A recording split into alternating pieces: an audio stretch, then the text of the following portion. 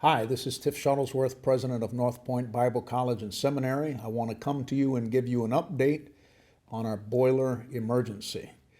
Many of you that have been watching, just in the last 10 days or so, we had an emergency on the campus. One of our main boilers in Academy Hall gave up its ghost, so to speak. It was old and not unexpected. We knew that going into winter that it was on its last legs, and sadly in February, unexpectedly, it did what we knew sooner or later it was going to do. The replacement cost on that was right at $120,000. And I haven't got the final invoice on it. It's actually being processed today as I speak.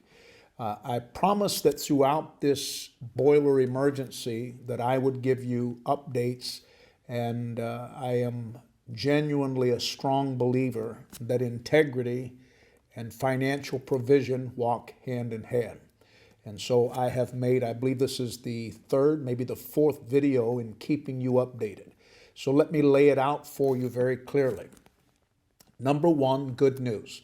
The boiler is installed, the boiler was inspected, the boiler is up and running. So as of, I believe it was yesterday, we now have those full services back in Academy Hall, which services our executive offices, our cafeteria. We have students that stay in that building, faculty and staff. What bothered me the most is many of our staff have small children, and to be without hot water in February in New England irritated me, to say the least. We ordered that boiler by faith. We didn't have a penny of that, but by faith I ordered that boiler, and I came to you and made an appeal. We had to put $57,888 down is what we had to place down to get started. And then we had another bill that was just under $7,000, and another $57,888, I believe, will be the total. Now, I know there had to be an inspection before it was fired up and put back into service. Whether that was included in that or we'll get a separate bill, I don't know. The good news is we have had a miraculous answer to prayer. We did not have the second half of that, which I had promised somehow, some way to that company we would pay. And we were actually in a finance meeting days ago. The chairman of our finance committee, a gentleman by the name of Paul, who does outside auditing, working with our finance team, Dr. Howell, our provost, and myself, we meet every week and pray and go over our finances and decide what we're able to do with what God has provided. I prayed in that meeting saying, Father, I promised that man that I would pay him the second half when it's done, and we don't have the money. We have some. We prayed, and within minutes, as we continued in that finance meeting, I got a text from my executive assistant, Monica, and Monica texted me and said, a lady who follows you on YouTube just called the office and is sending a cashier's check for $40,000. Literally, as we prayed, within minutes, God gave us a miracle provision. Now, that will probably, as of yesterday, and again, there's just a few things that have to be finalized here before I'll know the exact total. But I think that puts us over 95% of the way of paying this boiler in full. I spoke to Chris today from Merrimack Plumbing. I told him I personally would stay in touch with him throughout the process until it was paid in full. It was due yesterday. He agreed that the money that had already come in, he would accept that. And then I told him, as the rest of it is deposited and processed, we will pay you in full a week from today, which is next Friday. So the good news is we are probably 90 or 95% completed in the ability to pay in cash full this bill for this new boiler. We still need some help.